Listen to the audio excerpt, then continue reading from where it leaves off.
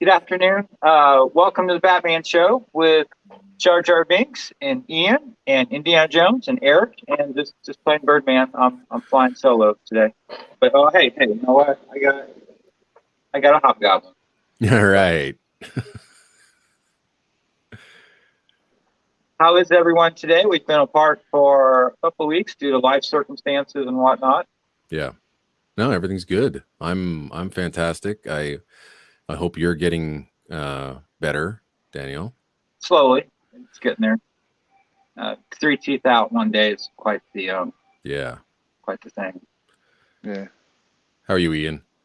Yeah, I'm all right. Are you a big football fan? Are we talking about World Cup? Yeah, no. No, you're not? No. Ah, okay. Cool. Well, on that note, Yale Bulldogs beat Harvard by 3 points this past weekend. So go Yale. Yay. Yeah, yay.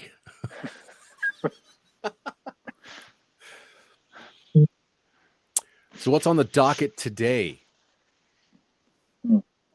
I guess John Barry horror scores. That's fantastic. Star Crash.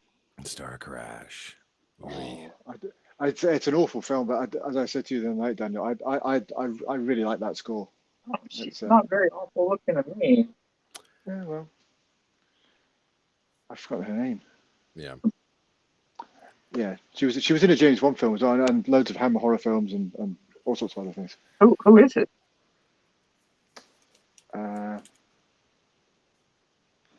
What's that?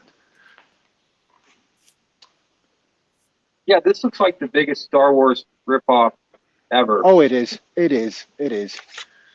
there's a backwards Millennium Falcon on the cover, and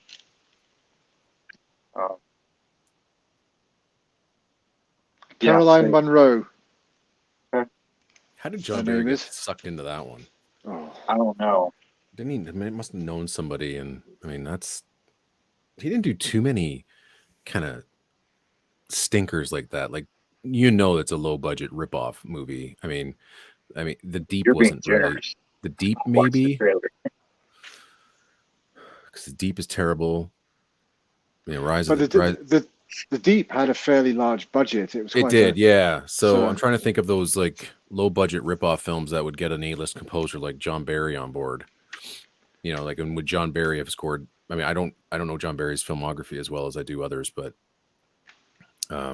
yeah, be kind of interesting to get into that. Yeah. Welcome to the chat real fast. See who we have here. We have Big Al Presents. Thank you. We're all glad to be back. David Penzak's in the house. Hello, good sir. Victor Field, hi, David. How are you?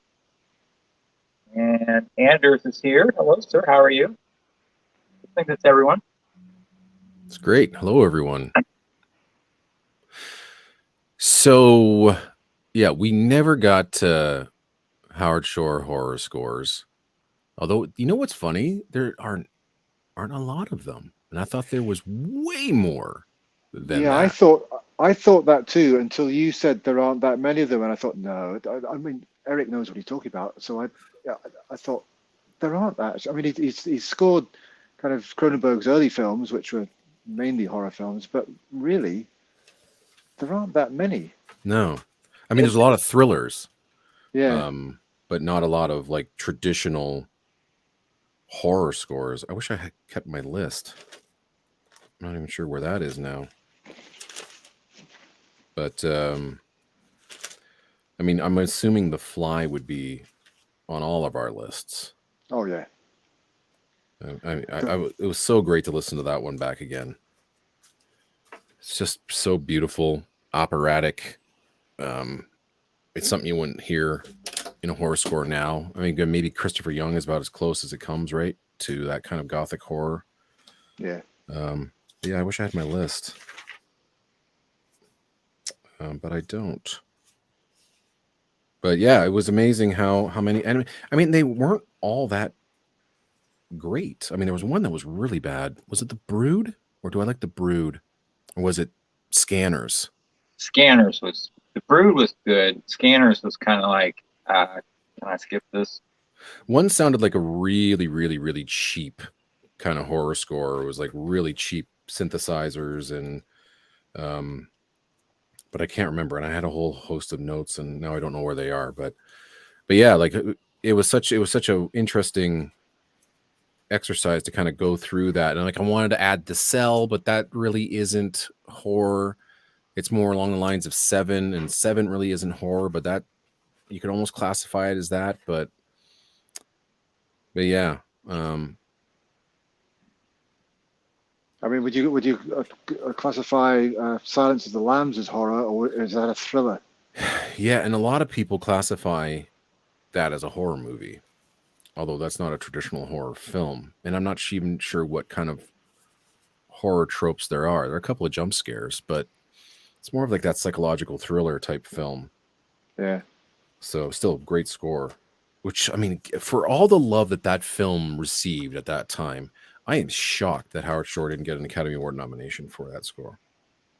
Yeah, again, it's one of those ones. I think we discussed this a few weeks ago. That I do like the score to Silence of the Lambs, but it's not one that I particularly want to listen to away from the film. I think it works brilliantly with the film, but it's to me, it's not something I rush back to listen to. Yeah, and the expanded edition, that takes forever to get through. Sure. But it's still, I mean, you're right. It's a great score in context. Absolutely great score in context. But yeah, it's not one I return to listen to for enjoyment. So, but yeah, I'm really miffed that I lost my list. But I do have my John Barry ones. So, but yeah, I'm trying to remember which score it was. That was that real obnoxious one that just didn't work. Videodrome was kind of, maybe it was Videodrome. I think that was it. Because which one was it? Scanners or The Brood that was using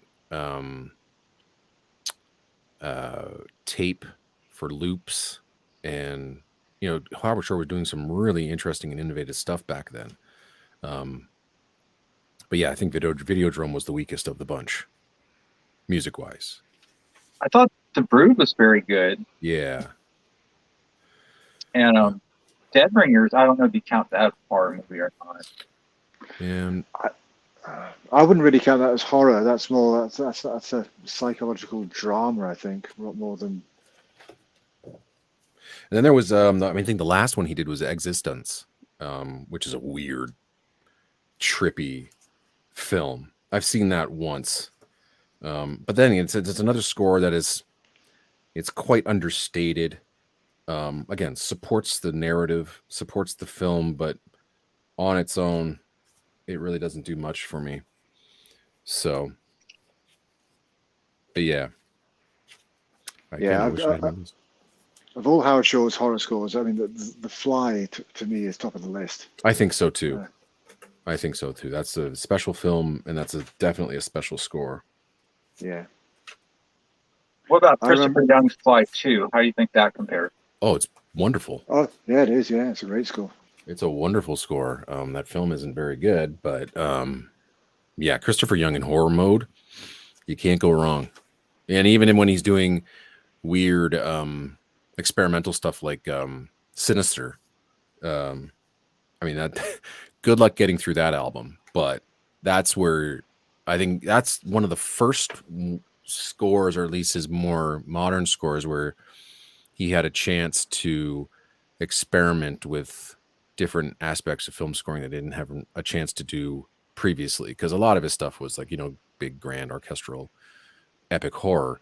But he really wanted to get into electronics and weird sounds and things of that sort with Sinister. And it is weird. It's weird. So I don't think it's one you'd want to go and spend like $60, $70 on the album there, Daniel. But if you happen to listen to it, give it a listen. But I would see the film. The film's actually pretty good.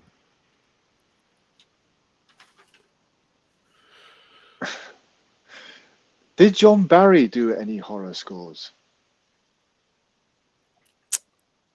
That's a good question. I don't think so. I don't think he did. I can't think of one offhand. No, Not one that I have. Anyway. no. And maybe, yeah, we need a John Barry expert to let us know about that one, but I don't think so. Let's have a look Not here. one I can think of. I wonder what that would Oh. sound like. Yeah. Let's have a look. Box of music with Lord Blue. David says, I have to say that Howard Shore, Lord of the Rings, completely changed his opinion. I mean, yeah. I mean, Howard Shore pre Lord of the Rings kind of had maybe that kind of cult following, and he wasn't well known at all. But he wrote some amazing, diverse scores, dabbled in comedy. I mean, one of his sweetest and very enjoyable comedy scores is Mrs. Doubtfire. Lovely little score. Yeah. And of course there's Big as well. And I think Big is just absolutely charming. Did I ever get a reprint? That was like one of the few original second batch of CD Club releases. Yeah, I'm wondering whether the Varese will ever go back and re-release some of their deluxe editions like they did with Mimic last week. So that'd be interesting to see that. But yeah, I like Big a lot. But I mean, what is amazing is during Lord of the Rings, how many scores he was still writing during those 3 years. He wrote some exceptional scores. Have you heard the score, the Heist movie?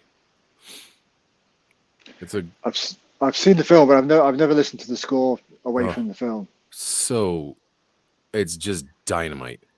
It's a great jazzy score. It's got this really lengthy finale cue that is just it's a wonderful cue. You know, one of those ones that just kind of like builds and builds and builds and builds, builds in volume and builds in orchestration. But it's all within kind of jazz and orchestra. Really, really neat. He worked on, I think, Panic Room at that time as well. I like Panic Room a lot. And that is very typical, you know, Howard Shore. That's the way he writes those kind of brooding scores. That just kind of, it's like Seven, you know, just underneath it all, but will come alive when it needs to. He wrote The Cell before that, but then there was Spider, which is one that I'm not really familiar with. I have it, but I don't listen to it very often. There was Gangs of New York. That was a replacement for Elmer Bernstein. Correct. Was it like a last minute thing? Yeah, it was. And I mean, again, it's amazing that Howard Shore is, you know, in the middle of finishing Lord of the Rings, and meanwhile Scorsese comes to him and goes like, I need music for my epic. And it's like, Howard Shore could easily have said no, but he didn't. And then right after Return of the King, he has The Aviator, which is phenomenal as well. I love that score. Yeah.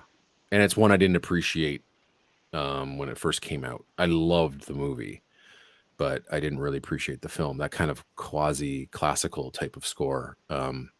There's some interesting dance cues as well. I mean, not traditional like electronic dance cues, but it has that kind of dance feeling to it, and it's really, really a great score. So his stuff that was writing during that time of Lord of the Rings is crazy good.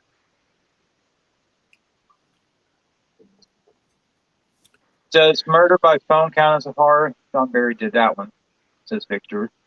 Bells, aka Murder by Phone. I have never heard of that. No, it sounds like a thriller, Murder by Phone. I don't know what it is. I just had a quick scan through his filmography, and I can't see anything that jumps out that says horror. So, Murder by Phone, also known as Bells and the Calling, is a 1982 science fiction slasher film. Oh. The plot follows a series of murders committed by a disgruntled phone company employee who designs a device that kills victims when they answer their telephones. Wow. Music by John Barry. Has that ever been released? I have never heard of that. I'm interested in it's Richard Chamberlain, John Houseman, directed by Michael Anderson.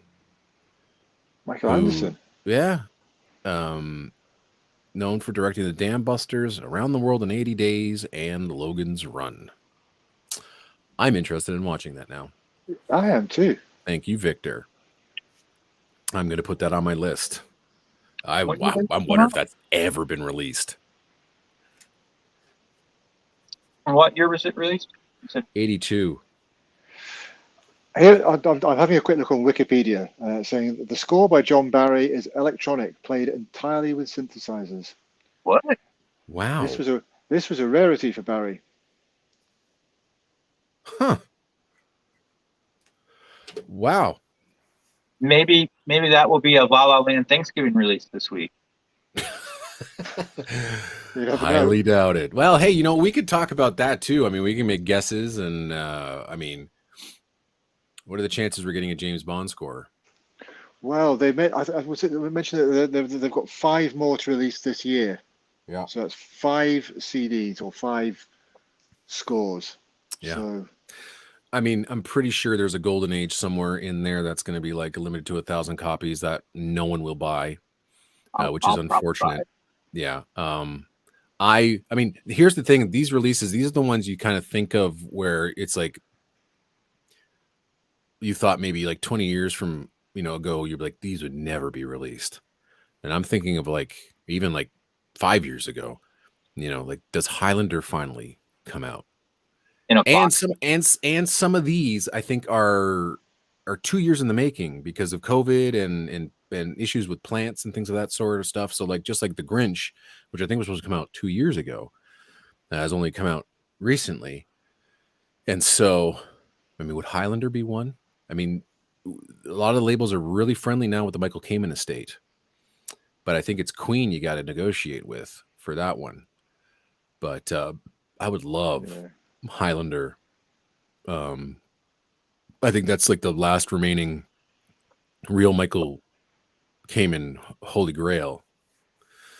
But I mean, what's the Bond one you think might be Bond? I mean, everybody wants Moonraker. World Not Enough. Wow, yeah, No, wait. Did they?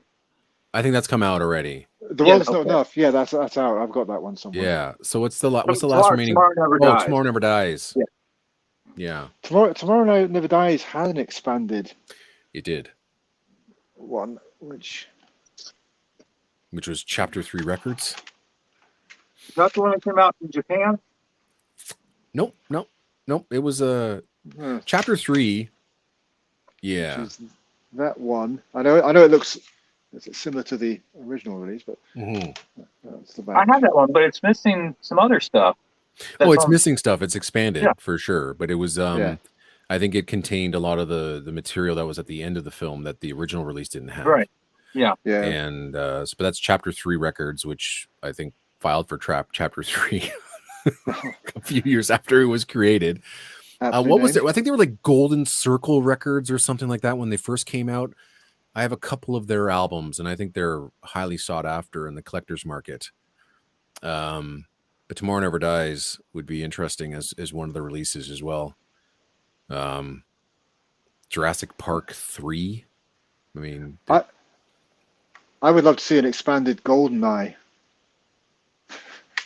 Okay, we can end the stream. See you guys. There are people out there that love that score, but you know what? I think it would be great if we got the original recording of the tank chase. I mean, all we have is a re-recording, which I think is pretty solid. Yeah, it's pretty good. It's an amazing cue that is that has a ringing triangle through the whole damn cue, which is, I think, extremely unique. But I'm trying to think of I'm thinking like the Lost World probably as a single release. Yeah, possibly. Would they do Jurassic Park 3 at the same time? Why not? I'm trying to think of what else could be. Yeah, could be it's the released. 20th anniversary of Spider-Man. Ooh, and I've heard rumblings about that too. And I listened to that today. Holy mackerel. Because I was looking through like what came out 20 years ago, and it was like Spider-Man was like right there at the top, and I'm like, okay. I mean, Yeah, I keep forgetting it's La La Land's 20th anniversary as well, so maybe they need to tie into that for the final 5 as well. Right. I'm also trying to think of what they might have released back then that, I mean, most of it's all expanded anyway. Yeah. But Spider-Man would be fantastic. And that's just a brilliant score. what about Spider-Man box set? Holy crap. Imagine they did With the all box three. set, but they did with Spider-Man 3. You know how many people would lose their goddamn minds? And not because Spider-Man 3 was released, but because it's just part of a box set, not separate. Everybody wants Spider-Man 3, right? They want to finally hear it or actually own it legitimately. Could you imagine that's only part of a box set? That's stuff that Perez Sarabande does. Right? You know, like, hey, here's Dreamcatcher, but it's only part of a box set. Or I think Scream 4 is Scream 4 only part of that Scream box set and it's expanded and that's the only way you can get it or something to that effect. Perez was notorious for that sort of stuff. But imagine that, a Spider-Man box set. I like the way you're thinking. How many discs? 6 discs? Yeah, I think so. And imagine, yeah, I mean, the licensing would just be absolutely crazy. Or trying to get, you know, it's the Deborah Laurie material, the Christopher Young material, the John Debney material for Spider-Man 2. You know, would Elfman sign off on that because they had such a horrible time with that? And again, I don't know why Spider-Man 3 has been left in limbo. And again, is that a Danny Elfman thing or whatever? I don't know. It's odd that one never came out, but I like the way you're thinking on that one. Yeah. I'm trying to think of what else there's just, okay. Well, I think we know there's a John Williams release coming out. So is it just going to be Hook? And I think, yeah, you're right. It could be Hook. It could be Hook. I mean, I did hear that they were working on a new version. And of course, you know, Mike Matessino is going to future-proof that one, unlike the release that they had before, which wasn't very good. It's better than the original that we got. I like the original album, honestly. It's missing so much. Oh, it is. I think it's a solid album. I just think that the way they went about that first release, I mean, adding loops and, you know, not leveling out the audio because they were using film stems, so you had drops for audio. Like they literally were using film stems because there's a section after the final fight with Hook and Peter Pan where the crocodile falls on top of him. There's about 90 seconds of extra music after that, but there's that kind of weird digital false ending that happens as the croc lands on Hook, and it's silent in the movie. There's no music, but Williams wrote this, you know, this victory fanfare afterwards, and yeah, it's wonderful. And so they didn't have access to that, but now, you know, there's material that's out there.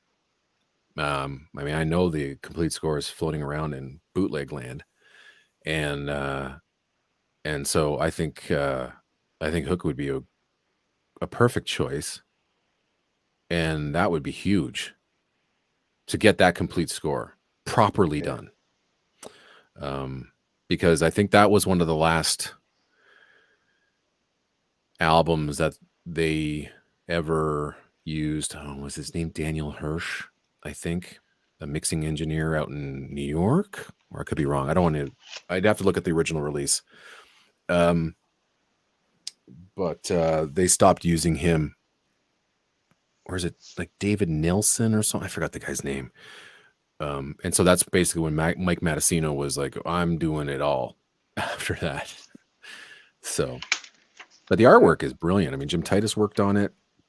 It's a well-produced album. But who was the mixing engineer, the remix engineer on that? Do you have that in front of you, Ian? On the original album.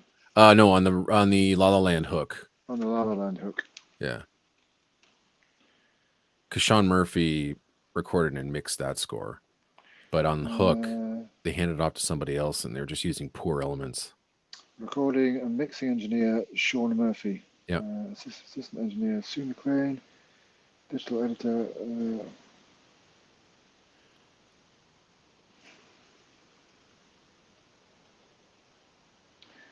Mastering engineers for the reissue. Yep. Mark G. Wilder and Maria Triana. I was way off. Well, that'll be Mike Matessino from now on. It wasn't good. So The original album, I don't know if the original album, which is put it together, which is that one. I love that simple artwork of the hook. Yeah. But on the back, it didn't have the track listing. Right. It only, and it didn't even have the track listing inside the booklet, in the kind of flimsy booklet. It's in the booklet, isn't it? No. Oh, I thought That it just had the kind of. The only place it had the track listing was actually on the CD itself. Oh, hold on. So I actually had to type out the track listing, put it in. So, do you not have? Oh, see, look, you've page? got us. No, you've got. I've just got a single sheet of paper. I just have a single sheet. Mine, I'm pretty sure. So I have 6 pages. So there's the inside bit, Yeah. and you don't have Spielberg's note, No. which is right there. No. And I do have the track titles on the disc. So where does it say yours was printed? Because this one, was it printed elsewhere? It's Epic Soundtracks though, right? Oh my Yep. God. Epic Soundtracks. So this one is New York. Epic, Sony, blah blah blah, New York. Wow. Because I would say, hey, maybe you have a page ripped out, but that page No. on the back, yeah. So that page that you have, but on the back of it is also the credits. You don't have the credits? Like, Well, the CD credits, you mean? yeah. Or So like, the you sound- know, the music editor Ken Wanberg, music mixer Sean Murphy, and No, it literally is the flimsy Wow. card with the kind of. fascinating. Does anybody in the chat have this? I got the same Alternate? thing Ian's got. But you're right. I love this cover because it reminded me of the incredible teaser trailer that came out. Yeah. You know, where the hook comes up and there's sparks all over the place. I remember seeing that on television going, what is this? I couldn't wait to see this movie, and it was such a letdown.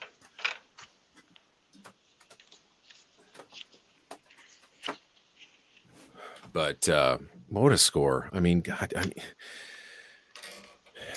the sheer amount of melodies. I mean, there's just no bad cue in that score at all. I mean, I'm trying to think of, like, even Far and Away is really melodic. Like, when did he stop getting away from that? Like, was it after Jurassic Park, where, you know, even his action music, his incidental music and all that was just lively and full of melody? I mean, did he get away with that? You know, kind of mid 90s and go more of Yeah, that kind of rhythmic style.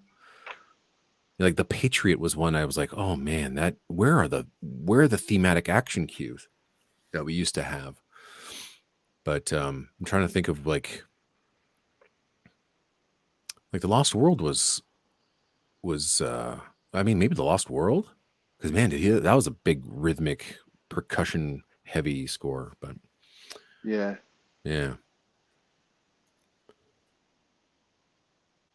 What about the But- Patriot? The Patriot would be wonderful. I mean, again, I've heard rumblings about Nixon. I've heard rumblings about Sabrina. I like The Patriot. I mean, again, I consider that one of the greatest melodies he's ever written. That whole end credit cue is just gorgeous. Like when Yeah. that fiddle starts up, and what a long line, beautiful lyrical theme. Love it to bits. But yeah, I've heard rumblings about Nixon. I think Nixon is an incredible dramatic score. Sabrina, I don't know. I mean, I've seen the film once. I don't remember much about it. I love the main theme. Love kind of that the jazzy bits and the dinner music and all that in there. Love the song In the Moonlight's fantastic. But I mean, how much more is in there that people would want to hear? But yeah, but I know that I think there was at least 5 scheduled John Williams albums coming out this year or something to that effect. So I'm not sure how many we actually have received. I mean, what Jurassic Park was one of them. I don't count Presumed that Innocent. because we already had that. That was just pretty much a read issue. I don't Sort think of. There were differences to it. There were some differences to it, and I think they said they remixed it from Better Elements or something to that effect. Yeah. I mean, it's almost like indistinguishable. But Presumed Innocent. What else did we get this year? I'll give Birdman Expended JFK. Yes. Yeah, I was my head would like literally just like explode completely. Just like It would be interesting to see the expanded JFK just to see what John Williams actually wrote and how he kind of formed the pieces that he wrote, and then how they were used in the actual film. Agreed. I think there was a lot of editing involved in his music to yes, there was. fit it into the film. He was scheduled for something else, didn't have time, but he wrote these 6 suites that Oliver Stone asked for while they were filming based on the script. Williams wrote out those cues that Stone would drop in wherever he needed to, but did John Williams come back and rejig some of the cues? Did he write anything else? I'm utterly fascinated by that story, and I would love to kind of put the final nail in that one, and instead of kind of hearing rumors or just reading old articles, it's like what actually happened, and if there's anything different or new. Again, I love that movie, but it's not one where I typically pay attention to the music because I think it's just an engrossing film where I don't really notice the music. But that would be a wonderful release. Absolutely. Oh, by the way, speaking of JFK, I think we were talking about this months ago where we were wondering where there's re-recordings of it anywhere. And we mentioned that Silver Screen Records did a version of Arlington with that beautiful French horn solo. And I think it's the track Arlington, right? Isn't that 7 minute long, 6-7 minute track? Yeah, I think it's like 8 minutes. Yeah. So, oh, great. I'll listen to this re-recording. They flubbed the notes in the transcription. So it's not even the French horn player's fault. He plays these off notes that are just so wrong that, after about 20 seconds, I chuck it. Gone. I can't listen to it because it's so bad. Like that, the one thing they should get right, I don't know where they got the sheet music from, or maybe somebody transcribed it the wrong way. It's ugly. It's really, really ugly. I wish I could play it for you. Would you get shut down? If it's that bad, we probably don't need to hear it. Yeah, we don't want to replay of Washington. Yeah, but it's on one of those Silver Screen albums. So, who is the score?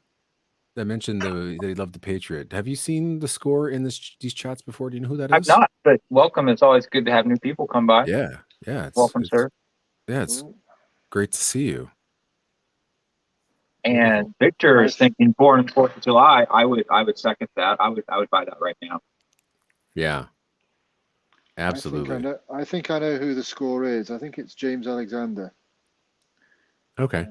Okay, I don't know who that is either. Sounds like an American president, though. I knew a Uh, James Alexander. I worked with a James Alexander. That's not him though. yeah, it's It, James. it is James Alexander. Okay. Cool. Welcome, sir. Good to have you. Is there something that would come out that you would just be like, God, really? Really? This is what we got? Well, you always get releases like that. You know, when Varese do their CD club thing and they're doing their clues, and then the actual thing comes out, people are, oh, Yeah. not, Well, I not mean, a lot another of people one. complaining about LA Confidential and the Mimic, of course. So I immediately ordered LA Confidential. yeah, I love that score. Absolutely. But I'm trying to think of like if there's anything where it was like, oh my God, I can't believe they released that. I mean, probably the expanded score to The Social Network. Along with GoldenEye. It's the Trent Reznor Atticus Rocks box set. It'll make your ears bleed. And then throw in GoldenEye for free. Yes. Oh my God. That would be weird. Or like, I don't know. I'm not sure. I'm not sure what would be like. I don't care. I mean, I get everything, and I'll listen to it once. You know what? Actually, The Grinch. Did you guys get a hold of The Grinch? I haven't ordered it yet. It is bonkers. It is absolutely insane. I could not believe. I mean, I don't even think I remember listening to the original album when it came out. But I listened to that, and it is, wow, so much depth, so much craziness. The orchestrations are all over the place. Beautifully done. Weird sounds. I have a better appreciation for that score now, just for how absolutely insane it is. But it's also beautifully melodic. I always liked the "Where Are You Christmas" song. But it's just it's traditional James Horner, but just like amped up for the weirdness and craziness of that film. It's almost something like with Jerry Goldsmith's score, like a weird, wacky Joe Dante film.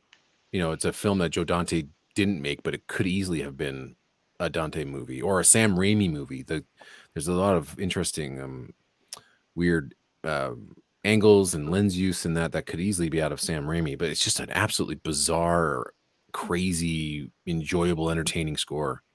And I didn't realize how absolutely nuts it was.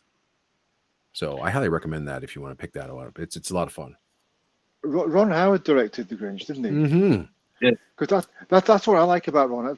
People say that he's a workman-like director, but I think he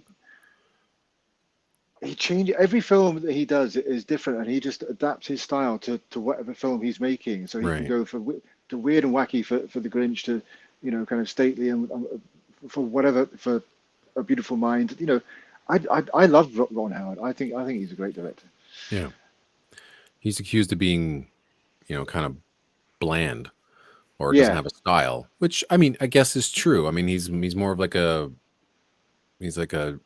chameleon. I mean, you can't really nail down his style, but he shoots in a certain style for that film and then moves on and does something else. I mean, I don't think there's necessarily a Ron Howard shot or something that's Ron Howard-esque, but there's always something different about him. If you look at his filmography, like it went from, he does comedies to dramas to, action adventure epics to it's crazy where he goes and where his career trajectory is like, and it's quite diverse. Yeah, I like most of his stuff too. Most of his stuff. I mean, like the Da Vinci Code stuff was although you know what, I enjoyed the first movie for what it was. It was whatever, but the sequels were like, wow, that's stretching it. But I mean, some of his comedies, like, did he do Gung Ho? with think Michael so. Keaton. And then he did he do Parenthood? Yes. Yeah. So yeah, it's like all over the place. And then but then he does something like Backdraft. Like, holy smokes. What an incredible film that is. And he got what I consider to be Hans Zimmer's best score out of him. Backdraft? Yeah, I think Backdraft still remains the best thing that he's ever done. And I mean, there's a whole bunch of stuff that's really close to it, but there's something about Backdraft, and I think maybe again it was that time where he's working with Shirley Walker, and Shirley Walker was able to inject some of her own isms, into it, and kind of fleshed out some of his ideas. And he wrote some really interesting scores, like League of Their Own. It's wow, that's wonderful. But Backdraft, there's just something about that theme. It's just thunderous, and it's so perfect for firefighters and what they do. But that film is remarkable. And of course, I mean, you get Willow, right? Apollo 13, Beautiful Mind. It's just all over the place. You get Solo. I mean, he's gifted us with a lot of great film music. That's for sure.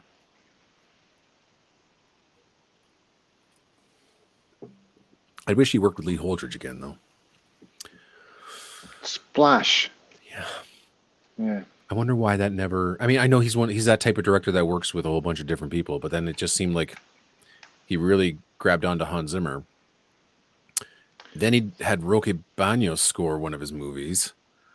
So he's been all over the place.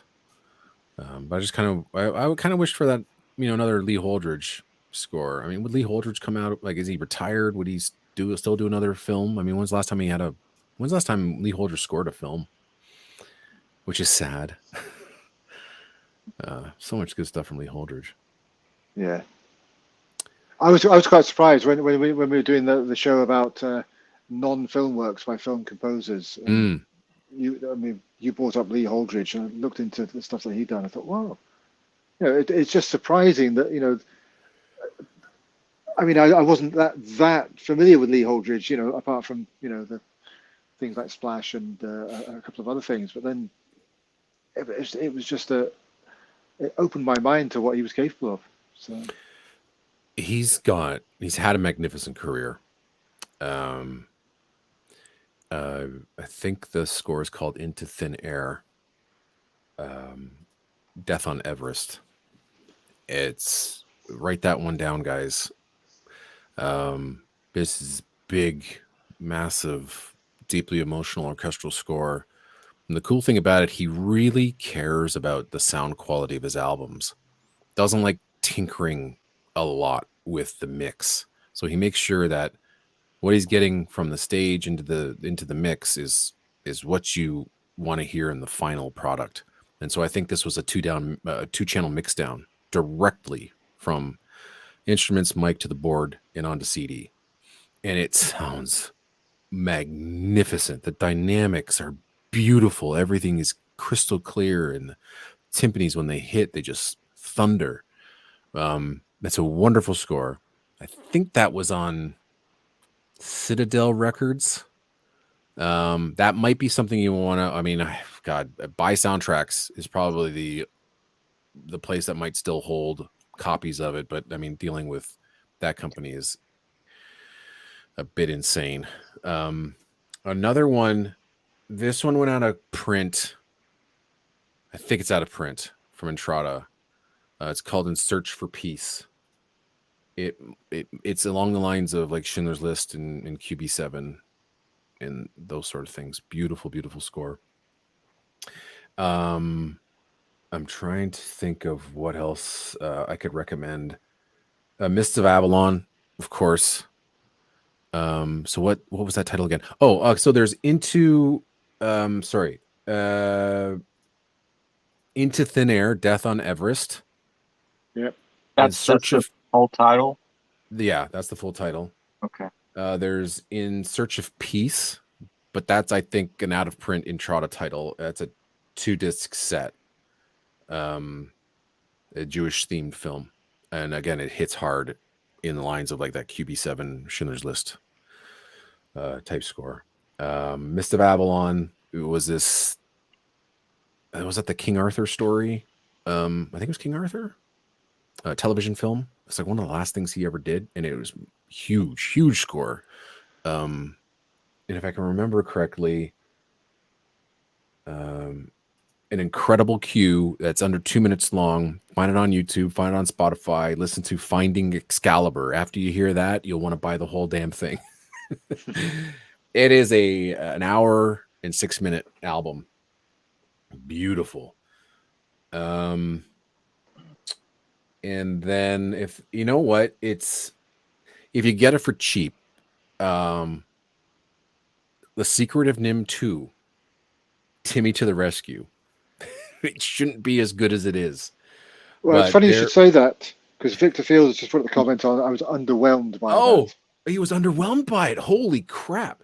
The whole breakout, I'm looking at the cues right now. It's about 12 minutes long. It's called the breakout all the way through the escape from Nim and into the finale. I think is glorious. But he's recommended Old Gringo. Absolutely. Beautiful theme. Beautiful. And there's a whole bunch of other promos that he has that he released. And those might be difficult to find. But he sent me a whole pile of them when I said I was doing a radio show on his stuff.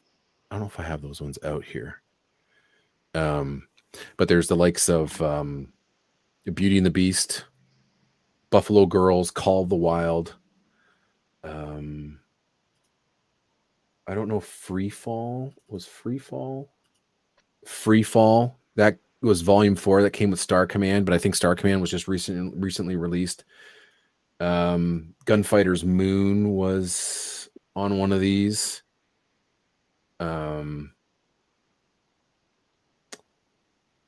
But yeah, and also if you can get the Charles Gerhardt London Symphony Orchestra album with the best of Lee Holdridge on it, you get to hear an extended 5-minute suite, only 5 minutes, but from a short-lived television series called Wizards and Warriors. There was a recording of that on one of the Eric Kunzel Cincinnati Yes. Pops. And it's just the theme. Oh, right, okay.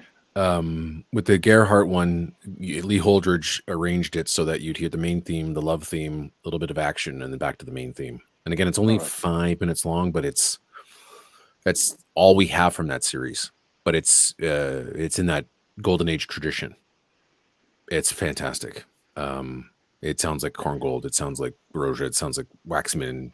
It's great. But I think that series only lasted like 8, 9, 10 episodes or something. So yeah. Yeah, because that main theme is just a swashbuckling little marvel. Yes. Yeah.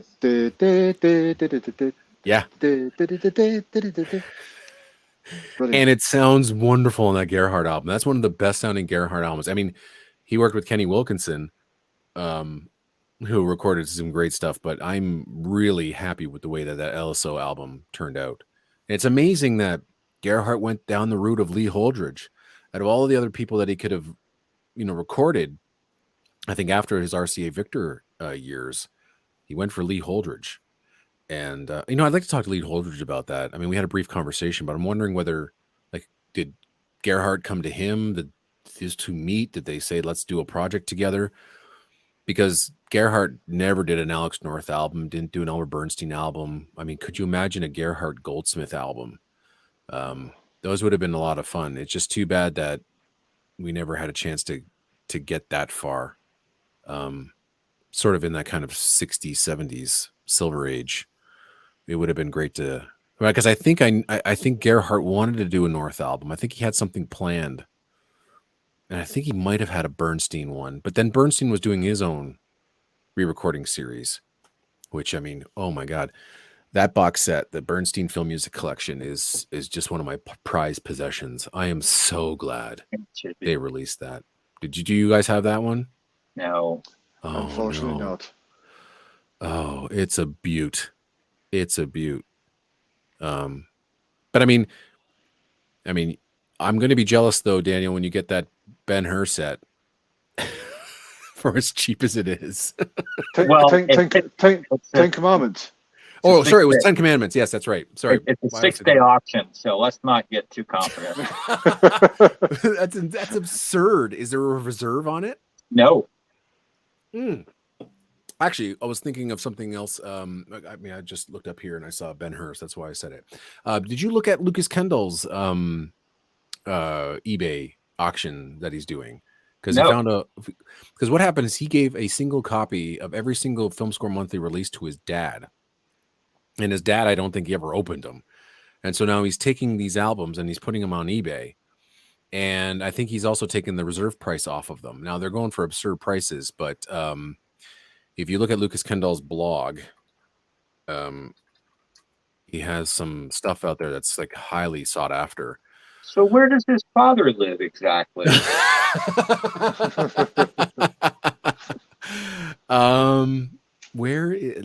I'm going to try to find this, the archive. I'm going to try to find this blog post.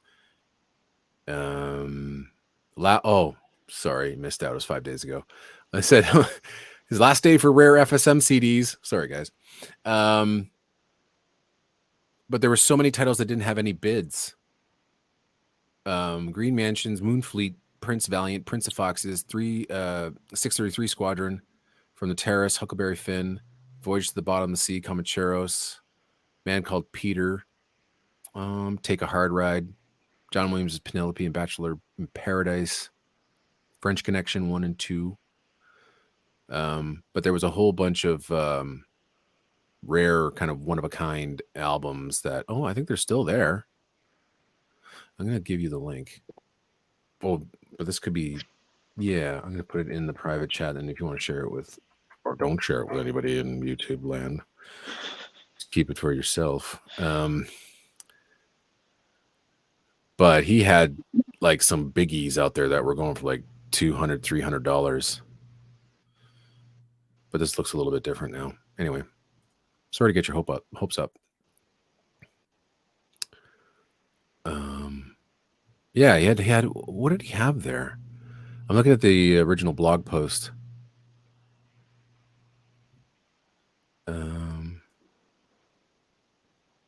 Anyway. It's too bad. Why are you sideways? I have no idea. What happened? So I'm curious. I had to look at what y'all thought about the Fablemans. Oh, that's a good question. Ian, do you want to go first? Do you want to go first? Sorry, I missed the question. What was the question again? Fablemans. Oh, do you know what? I was quite disappointed. I haven't seen the film yet, so I haven't seen it in context with the film. It's a very short score. It didn't have the fireworks as I was expecting, but I don't really want to say anything against it because I haven't seen the film. It might work brilliantly in the film, but I don't know. I don't know. It was nice, but it didn't kind of blow hot air up my skirt. Not that I wear a skirt.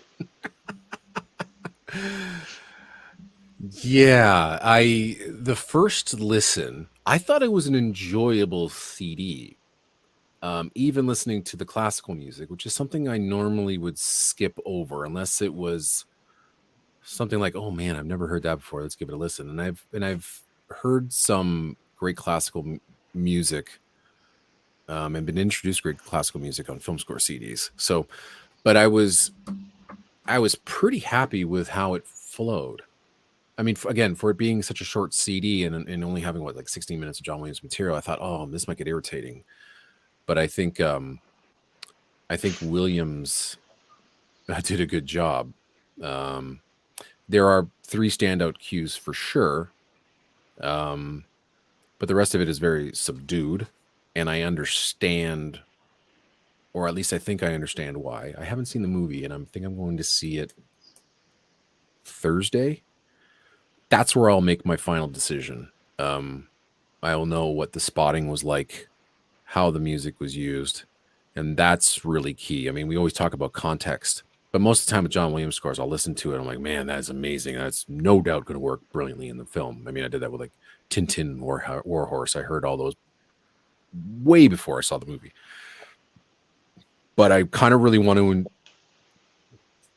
to invest some time just really paying attention to this film and understanding where John Williams is coming from and why he wrote the score that he did. And I understand. I mean, the piano and you know, Spielberg's mom, I mean, those two go hand in hand, and why Williams wrote the score that he did. But, you know, for this to be the finale, you know, of the collaboration, yeah, I don't know what I don't know how to feel about that. Well, maybe it's just John Williams doing what he does best and writing the best score for the film that he's composing for.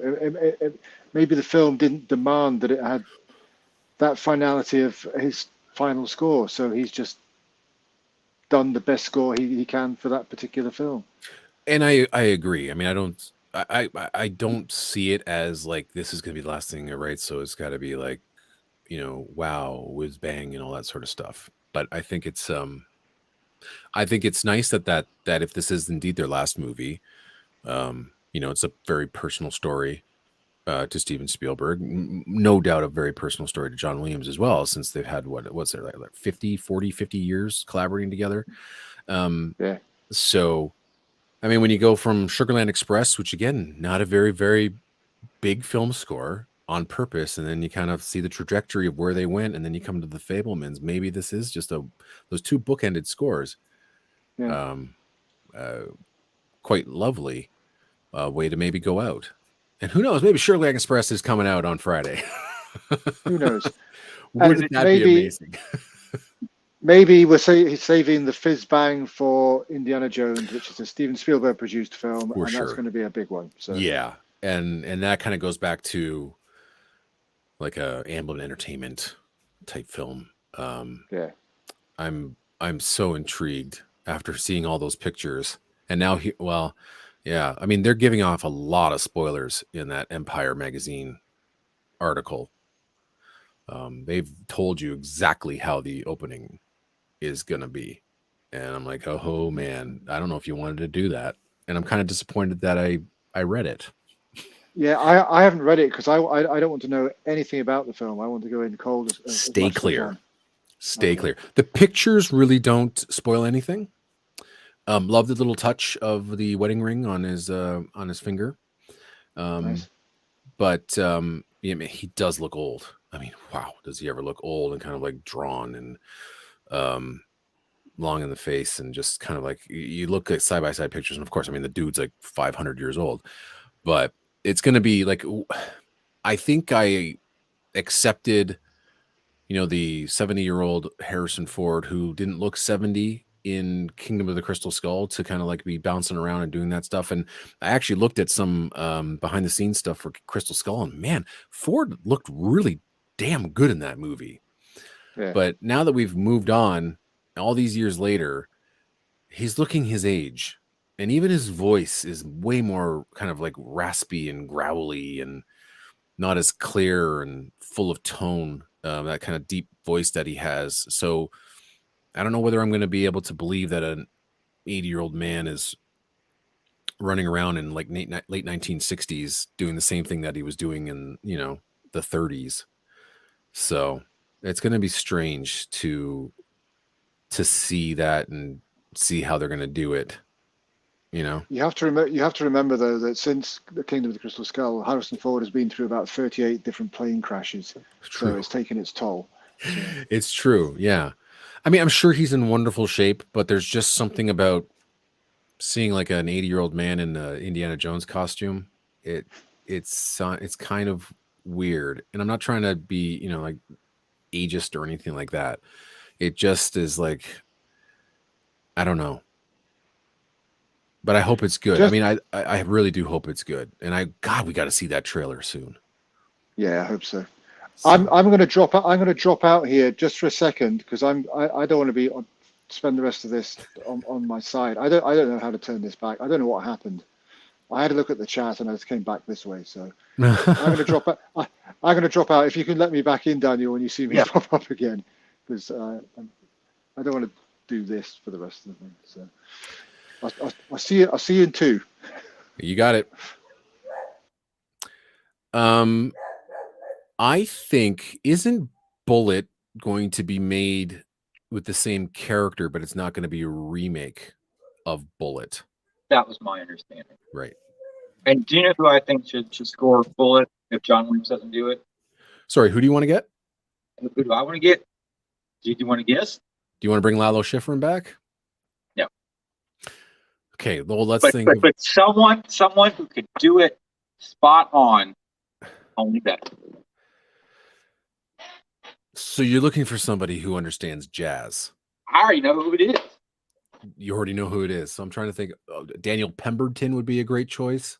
No. Yay. I mean, Atticus Ross and Trent Reznor. I mean, that's the obvious choice based on their brilliant score to Mank. No. What have I missed? What's going on? Who's going to score? Who's going to go score Bullet? And Daniel already knows who it's going to be. The Steven Spielberg sequel to Bullet. Who would score that if it's not John Williams? I've said Lalo Schifrin. I then said Daniel Pemberton. But David Newman. No, it's a name I can barely pronounce. And I say, you want Fernando Velasquez to score it? Yes. Yeah. have you listened to 70 Bin Ladens? Oh, I think he's fantastic. It'll never happen though. Why? Which is too bad. He's just, I don't think he's on Spielberg's radar at all. I mean, as film music fans, we know who he is. Back in, in Spain, people know who he is. I think he had his chance in Hollywood and it just never panned out. He's brilliant though. I was hoping that he was going to get to score that that second Jurassic World film, because J.A. Bayona was directing it, and he had directed I think the Monster Calls, and I think he's worked with Velasquez on other pictures as well. And he directed like 2 or 3 episodes of Rings of Power. And I was shocked by that. Let's see. The Orphanage, The Impossible, A Monster Calls, right? So those are the 3 scores that he worked with Velasquez on. Then I'm like, oh my God, he's Jurassic World Fallen Kingdom. Are they going to bring him on? Nope. Giacchino's forced on him. And now he's doing something called Society of Snow. And I'm sure that'll be a Velasquez score. But no, Velasquez is look, that's a great outside of the box choice. I would love it if Spielberg picked him. That would be fantastic. But I think he's going to stay in the kind of Hollywood wheelhouse and, work with people I think that he's always wanted to work with. Hans Zimmer's definitely getting a Spielberg project at some point. But how about Carter Burwell? That would be fine too. Carter Burwell. Yeah. Carter Burwell will be interesting. I could see him doing something along the lines of Bullet. Yeah, for sure. But I think it's like, David Newman might be, because he worked with, him on West Side Story, and then like maybe he'd want David Newman to score one of his movies. But I think, unless John Williams is going to come out of retirement just for Spielberg, I think he would. I'm pretty sure he would as well. Or I'd be like, hey, I'm going to gift you a theme, and John Williams will recommend somebody to score the picture. That might be a way. I think that's how John Williams went about recommending. I think he recommended Joel McNeely for Shadows of the Empire. Don Davis for Jurassic Park 3. I don't know who recommended who for Bridge of Spies. Or, whether, Spielberg already knew who Alan Silvestri was. James Horner was still alive. There's no doubt in my mind Spielberg would work with him. Same thing with Goldsmith. But yeah, I mean, I'm trying to think of it. I don't think it'd be anyone like that's too far out of Hollywood, the Hollywood circle. Although that would be fantastic. Well, let's all take to the Twitter and make this happen. Yeah, but I mean, is there anybody that you want Spielberg to work with, Ian? Do you think would be a great collaboration? I would like to see him work with Alan Silvestri again. I love the score for Ready Player One, and I would like to see more from the two of them. I like the fact that Spielberg used Williams all these years and hasn't been using different composers all along. I'd like to see him have another relationship like that. I don't know how many films he's got left in him, Spielberg. I mean, he made it. Where did he open the Fabelmans? Was it Toronto Film Festival? Yes. Yeah. Well, he made a point of saying at that. Said, this isn't my swan song. This isn't my final film. He said, I'm not retiring. There's more to come. So I just want him to find another composer that he can collaborate with. Well, in all fairness, Michael Jackson said the same thing. He got his Lifetime Achievement Award. Jack after that. So, well, I'm hoping that's not the case. Yeah, I think as long as Spielberg can keep going, I mean, there's no way you can stop him from making movies. Yeah, that's just his life. That's where he belongs. Yeah. You take that away from him, and it would quickly kill the man. But I can see why people are like, oh well, you're telling this somewhat semi-autobiographical film right now, and that must be the end of your career. But it was like, no, now was the appropriate time to make this movie. Much like it took him 10 years to make Schindler's List, which he almost lost to Martin Scorsese. So there's appropriate times to make these movies. But I mean, I don't know how many like big blockbusters he has in him anymore. I don't think he's at that pace anymore, and I think that's why he gave up in Indiana Jones 5. It's just too much. I think after what he went through on Ready Player One, which he said technically was one of the most difficult films, apart from Schindler's List, which was obviously emotionally draining for him. Yes. But technically, he said that was the hardest film that he's ever made. And I think he's possibly done with that kind of. I mean, what else can he add? I mean, but then again, you're like, okay, well, what can he do with War of the Worlds? And I thought, oh my God, he did an amazing job with War of the Worlds. What can he do in the action adventure genre that is, totally different? And that's why I think Bullet is it's not bad, but I just kind of wish just do your own thing. Stop playing with all these other legacy. I think Spielberg's better than that, than doing remakes and things of that sort. But then again, his remakes have been, well, what was he got? Always, War of the Worlds. You have West Side Story, which is probably going to still remain the only Steven Spielberg film I never see. And man, I saw a clip of the gymnasium sequence, and I was like, man, this is terrible. I can't. And I'm not a fan of musicals anyway, but I don't think I'm ever going to watch that from start to finish, ever. But yeah, I think more along the lines of like simple dramas. Another comedy would be great. I really do have to revisit The Terminal because so many people have said that film has actually aged pretty well, and it's a lot better. That was a wonderful film. Yeah, and I didn't really, I didn't think it was that great when I first saw it, but I don't think I knew what I was expecting, and so I probably have to watch that one again. But I think another comedy would be fine. But I mean, what kind of comedy would you make? Or no. Kate, you know what? Can we do the sequel to Tintin, please? Yeah, I was kind of. I mean, I enjoyed Tintin, Spielberg's Tintin. It was just a riot of a film. Yeah. And I was because I think Peter Jackson was going to do the next one. He was. And I was looking forward to that. I thought, Peter Jackson's also great at that kind of thing. Yeah. Inventive action scenes. I just thought, well, yeah, but it never appeared, which was a shame. No. But then again, that's kind of in that realm of, it's animation, it's performance capture, which again, that goes to Ready Player One, which is, I mean, you're stuck in, what do they call it? The volume, where, I think Zemeckis was doing all of his live action films, and it just seems it's a very sterile environment to film in.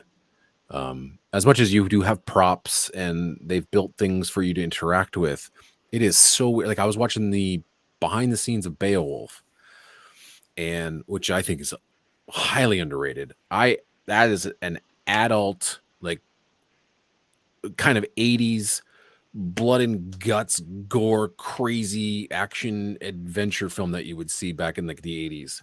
And I think that's one of Zemeckis's more underappreciated movies, even though you still have the dead eyes and the animation's not all that great, but man, is that an absolute riot. But yeah, that room where they were filming it in, I mean, they're all dressed in kind of blue and they all have dots around them. Like, you're not wearing costumes. You kind of get an idea based on artist renderings, and all the things you're interacting with are all the kind of these metal objects and whatnot. And it's a weird environment for an actor to imagine where they are. But then again, that's all manipulated in the animation phase. But still, I can't imagine Spielberg being in that environment going, "Yep, this is where I like to be." Well, Yeah. I've seen interviews with him where he seemed to find that quite freeing, because he could do anything he wanted to. Yeah, I could see that to a certain degree. He Right. wasn't limited by sets, and he could, because he could be the cameraman. He could be everything in that. Right. That's kind of like that George Lucas syndrome, though, right? I can do anything. Yeah, I And, suppose.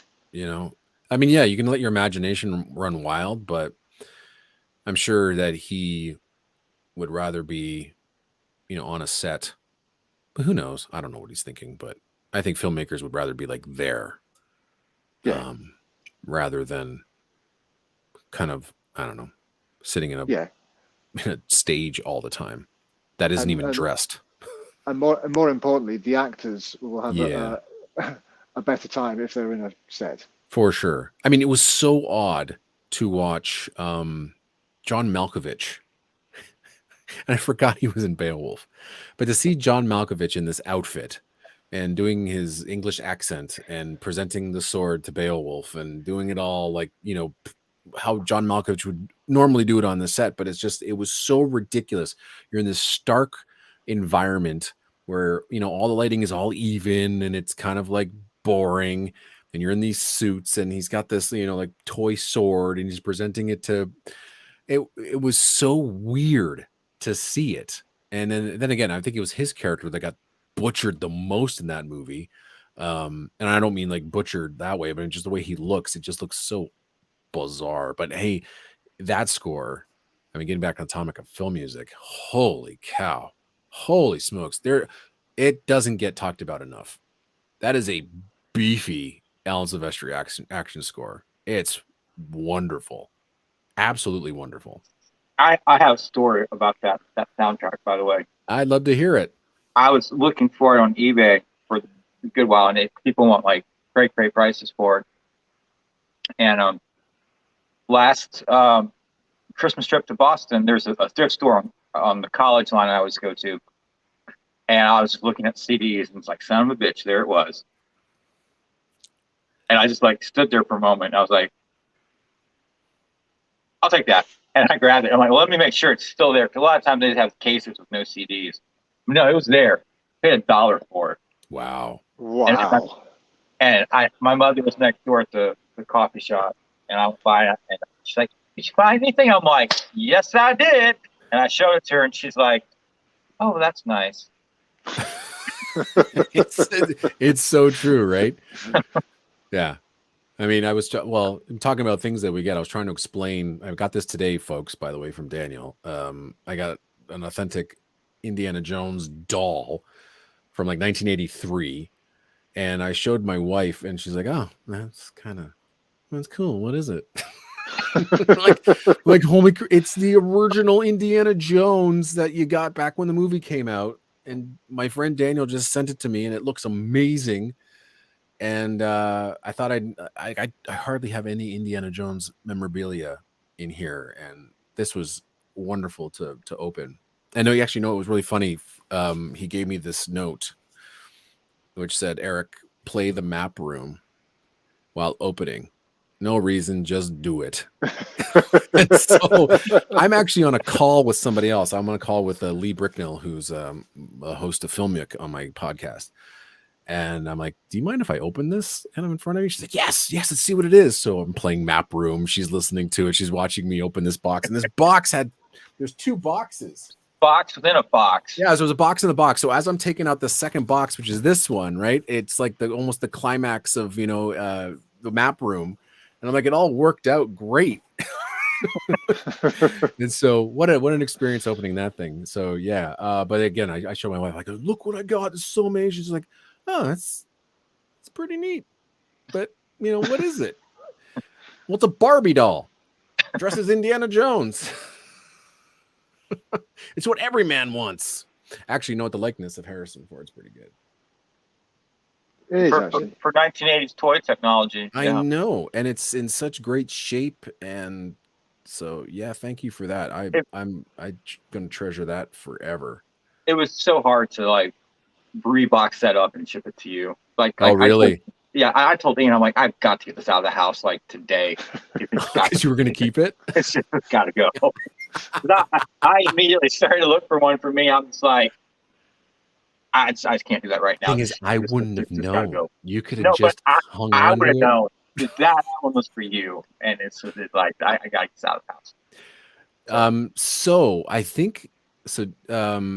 There's a question about the same head and face from Kenner's Han Solo figure.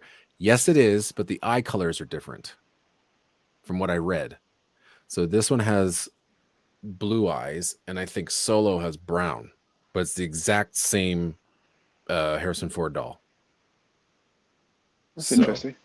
Yeah, but it has all the stuff. I mean, the leather jacket is in such amazing quality, and the whip is there. He has the gun and the holster. The hat is like most of the pictures I saw of the hat.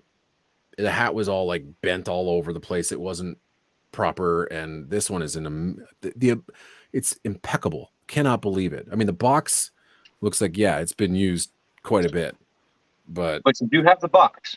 But I do have the box, which is really neat. It's really cool. It's really, really cool.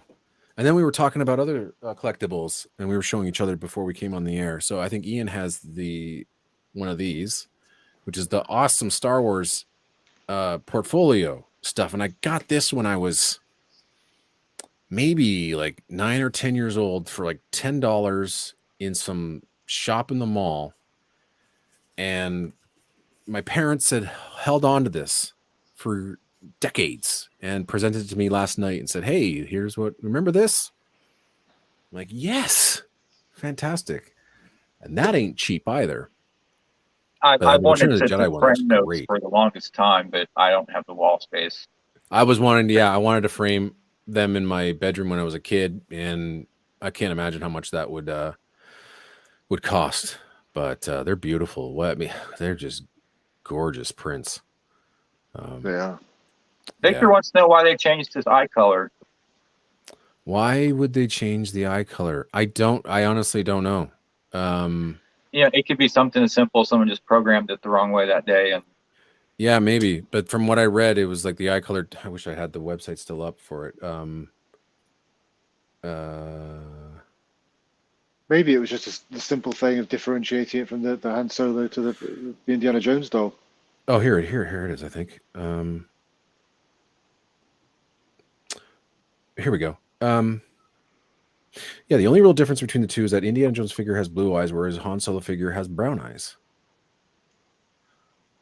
I don't know why, but it's the exact same doll from what I'm looking at here. But yeah, they say this was taking advantage of the fact that Harrison Ford had starred in Star Wars as Han Solo. Kenner used their earlier Star Wars mold for the 12-inch Indiana Jones figure released in 1983.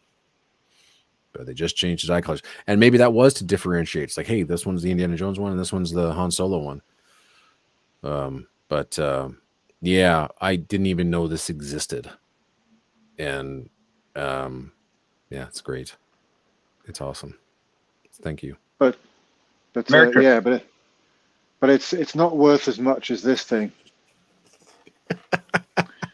This thing I think is probably in pounds sterling is probably worth 38 pence in That's today's too money. much. Yeah.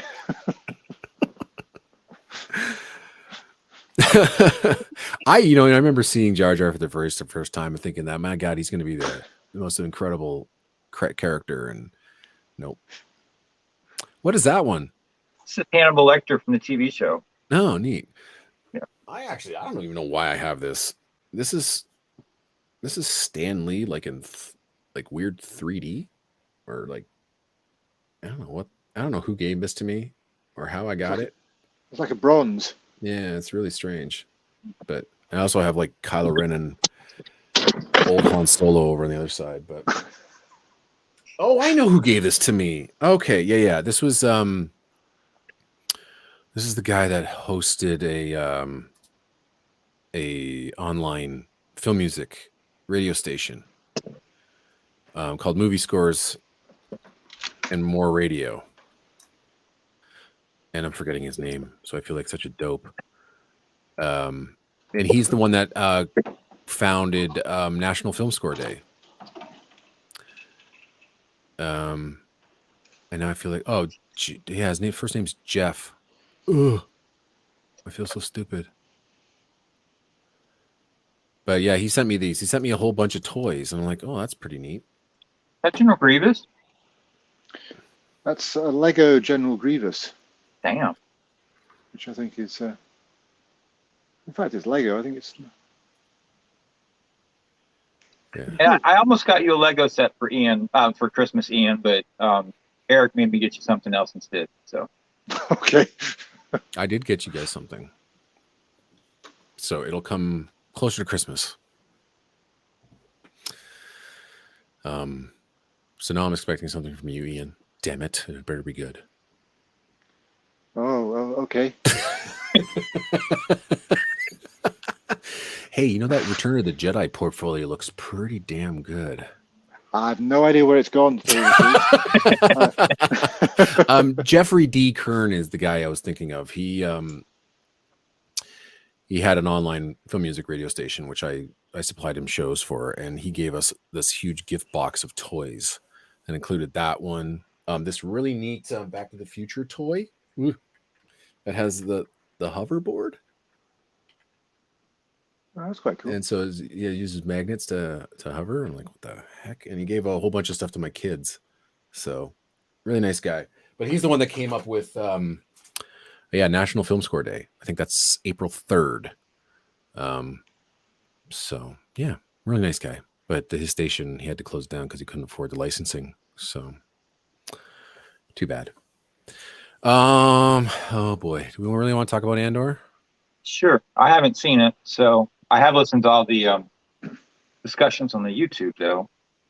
Do you know what? I've only watched the first 2 episodes. I think I mentioned it some time ago. I still have no idea what's going on or where it's supposed to be going, but I've been kind of busy, so I haven't watched the rest of it. I mean, I will watch the rest of it, but I haven't got an opinion yet. Boy, how much do I want to say so I don't ruin anything for you guys? Okay, let's start with the positives. It looks amazing. Yeah, I'll give you that. So I think, honestly, they also didn't use that. What's that set that they use for Mandalorian and Boba Fett and all that sort of stuff? That what do they call that? Where everything's like, computer generated backgrounds and they can use live on stage and Green screen? No, it's not a green screen. It's actually the 3D rendering of the background, and it blends seamlessly with the ground, and the lighting can be used to project light onto the characters, and they can actually interact with the environment. So as the camera moves, it's the whole the parallax thing, isn't it? It blows my mind. It's really amazing. So that means they have to come up with all of the backgrounds and volume stage. Oh, the volume stage. Oh, they call that the volume stage as well. Okay. So they didn't do that on Andor. From what I remember reading, was that all the sets, most of the sets that they're in are all constructed, and they tried to go on location as much as possible. So that really does give it a nice, authentic look. I mean, it does look like 1977 Star Wars. And we're also introduced to many more interesting worlds. Like the world building is really fantastic. I also think that being able to see inside like Imperial headquarters and watch them go about trying to find the rebels and how they go about doing that, and to go into great detail of that sort of thing is interesting. The Empire is a lot more threatening. It's the first time you really feel like, the stormtroopers can actually hit targets. And so there's definite life and death consequences in this. The acting is fine. The direction is solid. The casting is quite wonderful. The biggest problem that I'm having with it is it's really not in the spirit of George Lucas's Star Wars. And that's just kind of like a personal thing for me, where back in 77, you had these very dark, bleak outlooks for the future, and science fiction was uber serious and just, it's THX 1138, where John Williams was making, Star Wars for kids, and that, that high adventure you were hoping to see. And he brought that back. And I'm not expecting that in everything in Star Wars, but this one is deadly serious. There's only one character that could be considered comic relief, but it's not goofy comic relief. And it's actually one of the sweetest characters in the entire series. And I won't ruin it for you. But it's the one that I've just gravitated towards. This character is only in it for about 3 or 4 episodes. It's just it's wonderful. And if you think, I'll give you, well, anyway, he's just wonderful, wonderful little character. Wonderful little side character. So much heart for someone who doesn't have one. And but the biggest issue I have is in the script, for it being what I feel like they basically filmed the first draft of a script. I mean, it is really well written as per dialogue, but this thing did not have to be 12 episodes long. That's the biggest problem I have with it. So then that goes into the pacing of the series as well. It is. Did you say 12 episodes? Yeah. Already, the series finale is this week. And it's 12 episodes long. And there are 2 arcs, actually, for Andor. And all the while, there's a bunch of side characters I really don't care about. And there's one side character where I'm just absolutely pissed every time I see him on screen, because it's just absolutely useless. It's a waste of time. So I find that a 12 episode arc for this is way too long. And this, it just feels like someone wrote a script and went, oh, it's about 700 pages long, let's just shoot that. This could be a tighter 6 episode series. Really, there's a lot of pointless episodes where it's just like a lot of meandering and not a lot going on.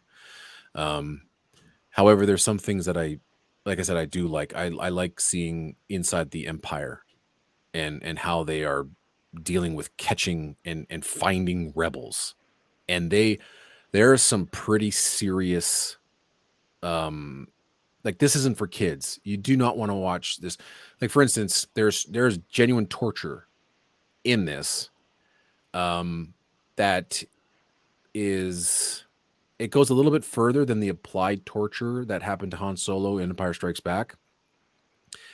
This one, again, doesn't go full in onto the torture, but it tells you how they're going to torture the person. And it's very different. It's not traditional like torture where you're cutting off limbs and things like that.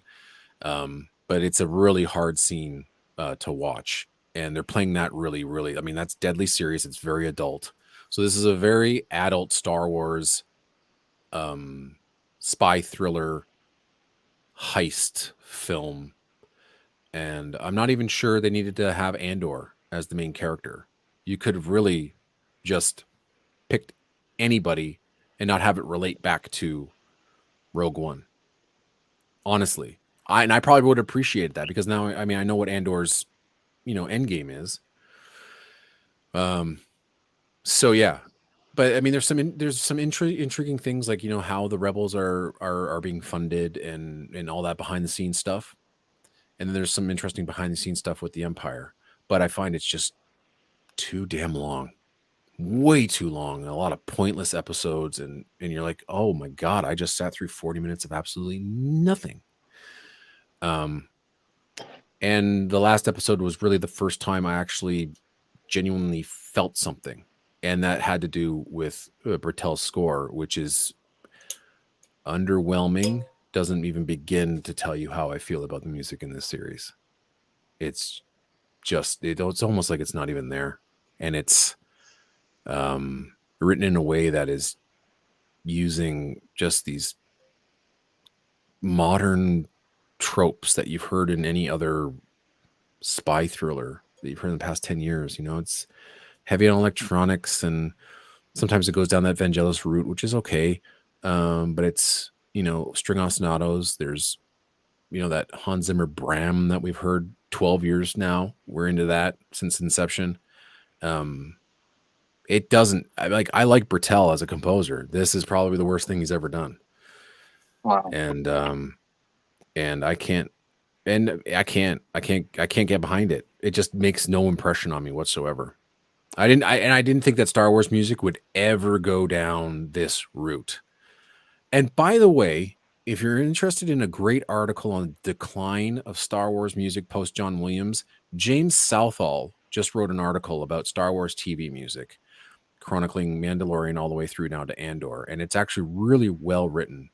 And it's on Movie Wave. So James Southall. Anyway, I got to go answer a door, but I will be right back, and you guys can talk amongst yourselves. We can talk about Eric while he's gone.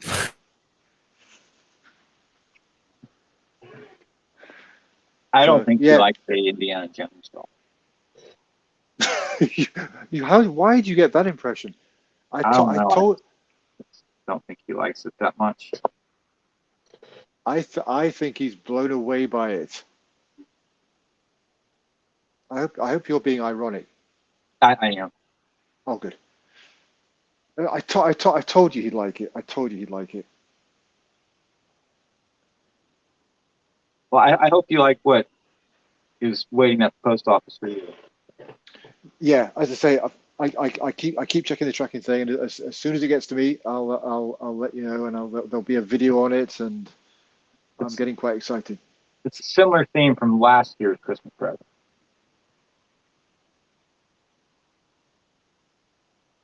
Okay. I got MacArthur last year from Goldsmith. Yeah. Yeah. So am I getting MacArthur again? No. Oh, it's just okay. What if we get MacArthur this week from La La Land? Ooh. Wouldn't that be nice? Would that be an expansion, though? Do you reckon? I would hope so. I mean, I'll take a remastered reissue at this point, because I think there's like 4 copies of it on sale on eBay, and everybody wants 3 figures for it. Do you know what that? When you sent me that MacArthur CD, that was an absolute revelation to me. I mean, I was pleased that you sent to me, and I'm more than grateful. But listening to that CD after years of listening to the LP on a substandard record player, and it just sounding pretty awful, and then hearing that pristine sound coming from that CD, because I never really had a good turntable, but just to hear it in just crystal clear sound was an absolute revelation to me. So, right, he's back. Let's stop talking about him. So, what is the release date this week for La La Land? Is it tomorrow, or is it Friday, or when are they going to tell us what it is? Or I think it's Friday. I think that's the Black Friday announcement. So, the day after Thanksgiving. So when will they tell us before then what's coming? I think it was like 9 p.m. Man, when did they say it was? I heard someone was like, or is that the latest Entrada version? I think that's Entrada. Entrada's coming out with Conan the Destroyer this week. Yeah. But I think maybe it'd be like a noon thing for La La Land. I think that's when they released or announced them last time. It's been a while since we had a Black Friday, isn't it? For La La Land? last year, I guess. Yeah, I guess it wasn't what they wanted to release. But I mean, someone actually guessed complete Harry Potter and the Goblet of Fire. Imagine it was a box set for the rest of the Harry Potter scores. Hmm. I don't need that. How about we get the John Williams box set back to stock And that's supposed to come back soon. in time for Christmas? Yeah. No, I said this week. It's not this week. It's next week. I'm so ahead of myself right now. Victor's saying the 29th. So we go on the sale. So that's next week. Yeah, that is next week. Yeah. So okay, here we go. It'll find out Thursday, November 24th. So that is not next week. All right. Okay. You'll be able to buy them, I think, on the 29th. But it says the Final 5 soundtrack releases 2022. You'll find out Thursday, November 24th, starting at 9 p.m. PST, midnight EST. So that's Thanksgiving Day in America. Yeah. Yep. So, I mean, whatever it's going to be epic for sure. I'm almost hoping for just like a complete dud at this point. You know, it would be so great. You don't have to spend anything. Yeah, I've spent. And way Seth too much MacFarlane money. has been talking about the soundtrack for the Orville, and it says it's coming out very, very soon. And I mean, I know La La Land didn't sell many copies of their first 2 volumes, but Orville Volume 3 would be amazing. I hope everybody gets a chance to hear those scores. They're so good. But that'd Is be that neat. a Black Friday release though, or is that like a January release? I don't know. I mean, from when did they release the Orville last time? I don't think it was. Yeah, I think it's more along the lines of like, these major scores that, like I said, Goblet of Fire, definitely. Jurassic Park, I think Lost World is probably going to be one of them.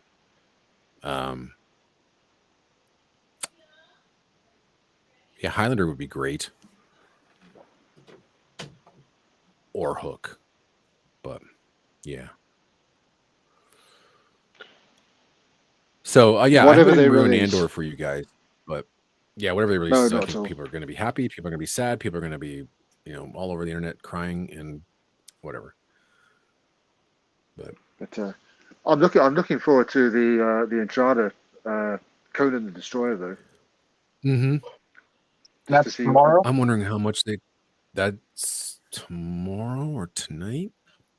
I'm just wondering how much of that they're going to be able to clean up and make it sound somewhat decent. Yeah. Because it wasn't what Polydorus wanted. So that's why I've got feel like Destroyer on Tadlow is still the.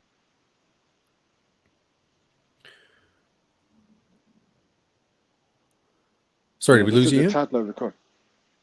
No, I'm still here. Sorry, Yeah. I just sat back for a okay. the Tadlow recording is superb. Yeah. So, absolutely. I'm just wondering if I've got the Tadlow recording, do I need the original recording if the Tadlow one is the superior one? Don't know. That's a tough one. I mean, I know there's so many people out there that are like original composer conducting the original recording. That is the way that all other presentations are going to be compared against. And I mean, you can just tell that that's not the way Polydorus wanted his score to sound. And eventually when he was going to have the time to do it, he was going to re-record Barbarian and Destroyer, and he just didn't have the chance to do it himself. So I think Tadlow did Destroyer brilliantly, and it just really makes that score come to life. And the other one's just so tiny. I mean, I know there's imperfections in Conan the Barbarian, but there's just something about that original recording that still works for me. And that is my go-to recording, even though Tadlow did Barbarian. I don't like the sound of the Barbarian album, but I kind of like the raw power of the original recording of Conan the Barbarian, but there's something about Destroyer. It just sounds so tiny. It sounds like there's 24 musicians playing it, and there's no power behind it. And it's, I think there's even a whole bunch of like, flubbed notes. The performers weren't that good, and so I think what Todd Lowe did for Destroyer is probably the way you'd want to listen to it. But I mean, kudos to Entrada for going through the process of getting this out to us. I mean, it's I think it's important to have it for sure, or have it out there for people that want it. And it's it's a Polydorus release that we haven't had expanded, so I don't see why not. Yeah. But yeah. I know I've said this once or twice, probably today, but I'll be buying it. So It's supposed to be extensive, so I mean 3 CDs. I'm pretty sure that's like the original album and then the on disc 3 and the complete score on 2 discs. I mean what's going to be great is to read the liner notes. That's fascinating to me. I'm sure that's going to be great. So yeah. Destroyer didn't have as much music as Barbarian. I don't know the background. I mean, it didn't. Like Conan the Barbarian, like the first 20, 30 minutes is all music, and the Destroyer is, you get some music, they drop it, you get some more music, they drop it. So what if there was more music written that they just cut out of the film? Oh, it's quite possible. I mean, I'd have to go back to the Destroyer release that I'm sure it's all written out in the Todd Lowe album. Let's have a look. I've got it here somewhere. Yeah, David says Conan the Destroyer sounds like it's done with the Kmart Orchestra. I think the K stands for Kennedy Center.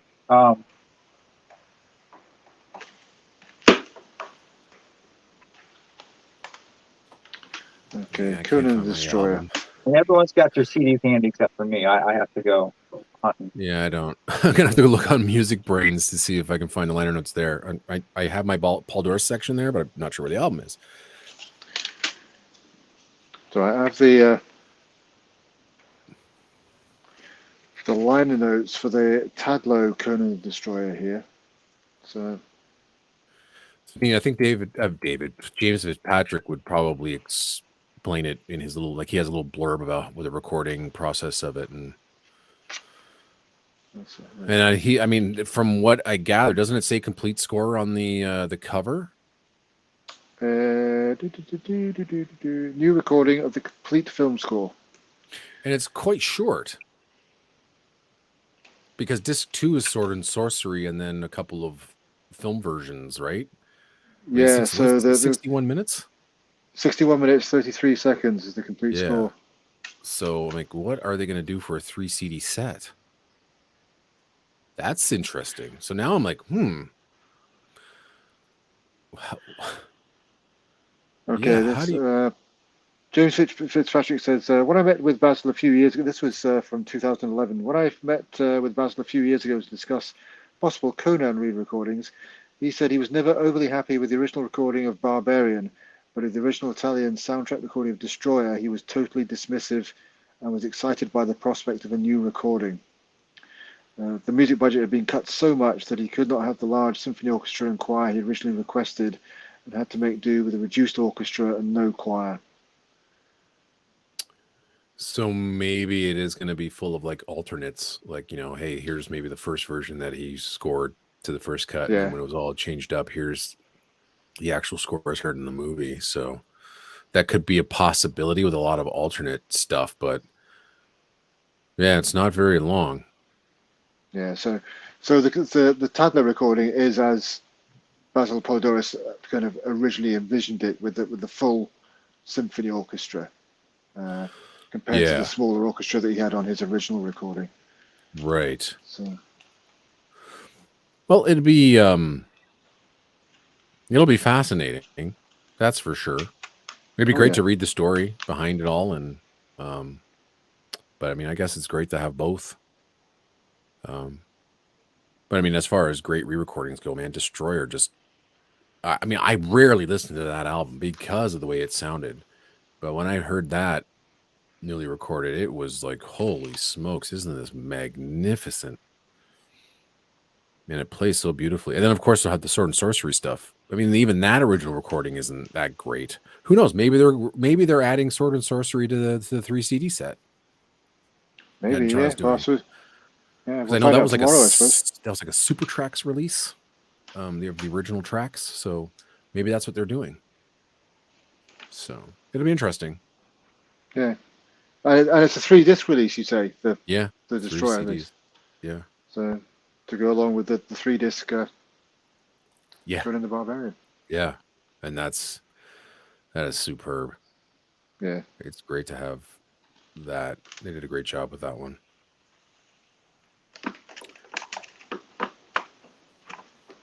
My mouth is starting to hurt more than what it was before. Sounds good, man. That's okay. Yeah, I think we went longer than what we expected. Everyone has a good Thanksgiving coming up for those that celebrate, and those that don't, you can celebrate anyways. Just eat some turkey and some sweet potatoes, and put brown sugar in everything, and you're good to go. Yeah, we already did our Thanksgiving in October, but for some reason it just all of that kind of like bleeds over here in Canada. We have our Black Friday sales at the exact same time. We watch football on Thursdays, and yeah, we kind of celebrate along with you guys. And of course, Christmas I think officially begins on Friday, although we've had our tree up for 3 weeks. So yeah, but you feel better. We love Christmas. Yeah. I absolutely love Christmas. So yeah. Well, I hope you don't mind getting your present early. I'm notorious for shipping things out like super duper late, and I'm like, this year I want everything really needs to go out before Thanksgiving. Yeah, it's fantastic. So thank you very, very much. I was shocked by this. So I mean, but if you had said wait till Christmas, I would have waited Christmas. It would be under the tree right now. But this is wonderful. So like as you said, it's just a great community. It's an honor having you guys as my friends, even though we've never met face to face. And I love that we do this every week, or we try to do it every week, and that you let me talk for half an hour at a time about Andor. I feel bad, but here's the thing: is like when I leave, I'm like when I'm not around, and I say I can't make it on Monday. I'm just expecting you two to be like, all right, finally he's gone, and we can talk about whatever we want. But you guys never do that. You watch a movie. So I'm always interested in hearing what you guys have to say when I'm not around. So, but thanks. No, this has been great. I love doing this. So, and thank you very much for the gift and the gifts that you've sent. Your birthday gift is over there, the making of Solo, which was a very nice surprise. So thank you. Yeah. Well, Goldsmith, I don't know why Goldsmith didn't show up at the same time. Indiana, they were mailed on the same day. It could be in my mailbox. This came, as I said, through because of the custom charges. So I got this. The other one could just be in the mailbox. I'm sorry. Oh no, that's fine. That's okay. I mean, when I finally saw action figure and what it's worth, I'm like, what? So I was like, what? Yeah, I originally wrote toy on it, and the clerk was like, no, you can't put toy on here. They'll send it back. And I'm like, really? What? And she's like, yeah, because it could be any kind of toy. And I'm like, are you kidding? She's like, no. If you put toy, they'll send it back. And I'm like, crazy Canadians. So yeah, that's true. But that's fine. I'm okay with that. That's all right. Yeah, for what once I opened it, I was like, yeah, that's totally worth it. So thank you. And I hope when you guys get yours, I hope you enjoy it and like it. But as I said, it's coming closer to Christmas. At least I hope it is. I told the guy when to ship it, so hopefully you guys get it soon. And like, I mean, aren't you guys experiencing like a mail strike in the UK now or something like that? Yeah, they've been. It's going on for a couple of months now, and it's going on until just before Christmas, as far as I know. So, but things get here eventually. So yeah, I sent something out like 3 weeks ago. At the same time, I sent that book out to you, Daniel. And I sent something to my friend Lee. It was a microphone, and she hasn't got it yet. So I'm like, I hope it's not lost in the mail. And I stupidly didn't get a tracking number for it, so that could be lost in the mail. Anyway, Ian, you got any shows coming up this week? Yeah, I've been fairly busy with some personal issues over the past couple of weeks, but I've noticed that I'm coming towards 100 videos on YouTube that I've Wow. done since I started the channel. Wow. So I'm going to put out some stuff on Star Trek: The Motion Picture, both the film and the score, and Star Trek 2 as well. I'm just trying to get some videos out there. So I'm working towards my 100th video is going to be a look back at all the different CDs that I've bought since I started the channel. So Well, that sounds scary. so yeah, Yeah. You do the same thing, Daniel. don't. I'd love to be a 20 Well, congratulations, series. though, Ian. Congratulations. Thank you. That's quite a feat. Yeah, it's been fun, and I've met some fantastic people. So thank you, Oh, everyone. Eric, I enjoyed your. Where was that show you did on Saturday? Was it just on it was, YouTube? Not YouTube. Is it on Facebook? Yeah, it's called Marvel Evolution. They're on like Twitch and Facebook Live, and so if you go to that link that I sent out on my Cinematic Sound Radio Facebook or on my personal Facebook, I think I even put it on Twitter. You can see the live video played back on Facebook. We talked about the MCU and the music from the MCU. We only were able to talk for an hour. I could have gone on for like 4, and we just scratched the surface.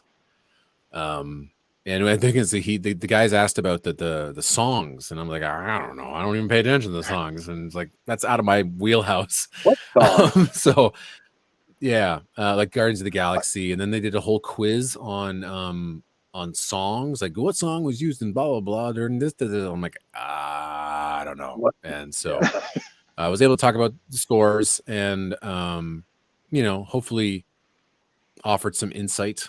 They're a small channel. Small show, but they have a loyal following on their chat, so it was quite lively. And they're great guys, and they're going to have me back sometime early next year to talk about it in more detail. So I couldn't figure out how to work the chat feature. I was doing good to get it to. Yes, they were having issues with it. They were having issues with the chat. Okay. So that wasn't you; it was on their end. And of course, it's the show I was on. Every time I'm on my friend's show here in Kitchener, Rob Daniels, it's really funny. So it's probably my fault. He usually gets like he does a live stream. You'll get about like 10, 11, 12 people watching. But anytime I show up, it's like 2, and then nobody participates in the chat. I'm poison. Absolute poison. I know Ian gave us a shout out in the chat, and I was like, go Ian. Mm-hmm. I thought I had to get that in there, and I just wanted to get that Mage of Movie Music quote in there because I thought that had a nice ring to it. Yeah. So, but I hope it was an enjoyable show, and they, they seem to enjoy having me on. And I made some mistakes. I was talking about musical continuity of the MCU, and that is still a problem. But like no other, nobody else is. I said they're having issues. Like there's like 4 or 5 different themes for Thor and Iron Man, and like that's their issue. But then, of course, as long as you have the same composer working on the same series, you'll have Michael Giacchino writing the same Spider-Man theme, and like Gronson using the same music for Black Panther. But Henry Jackman wrote something for Black Panther that I felt was much better. Yeah, and that was the thing about the MCU. We can go on about that, but that was my argument. It's just there's so many videos that have been made, and they're talking about temp track, and they're talking about lazy writing, and blah blah blah. The reason why it's not memorable is musical continuity. Is the continuity of the themes. Thor has 4 themes. Iron Man has 5. It's like, what's going on? So that was the whole point of that show, and it was fun though. But it's called Marvel Evolution, so anybody's looking for it, they're on Twitter, they're on Twitch, they're on Facebook. So I was on there Saturday night, and there is a replay of the video on the site. So yeah, We'll be back next Monday. Next Monday, I should be there. Yep, I'm on holiday next week, so I'm free. Cool. Yeah, So on holiday, I'm not working. I'm just lazing around and. Okay. So. Nice. Sounds fun. Well, I'm sure we'll figure out a topic for next week. Yeah, hopefully I'll be back to at least 95% here pretty soon. That'd be nice. So far behind in housework. Well, yeah. Are you still working? Like, are you still able to work? Yeah. Or yeah, I have to work. Okay, good. I don't get sick days. I just didn't know if you had any time off or no because of it. No. So okay. No. Well, get better. I'm redoing my bedrooms too. I'm switching bedrooms around, but I haven't been able to start because it's a lot of work and I just haven't felt like it. Understandable. I was going to switch my bedrooms around, but I only have one bedroom, so I can't do that. I used to have 3, but I turned one into a library. So, just don't sleep in the kitchen. No, I have before. Yeah, it was because a dog was sick and I stayed up and slept in the kitchen with the dog. Oh well. oh, No, I don't know why I was laughing. Then that's actually very sweet. Ha ha ha! Your dog is sick. You slept in the kitchen. Oh, Jesus, you're a jerk, Eric. No wonder only 2 people watch that show that you're on when you're a guest. On that note, adopt, don't shop. Keep listening to great film scores. Conan the Destroyer from Entrada. Who knows what from La La Land.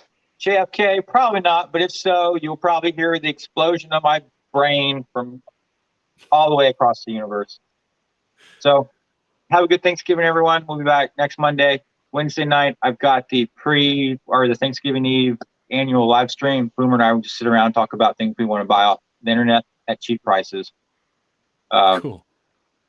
Take care, everyone. We'll see you next time.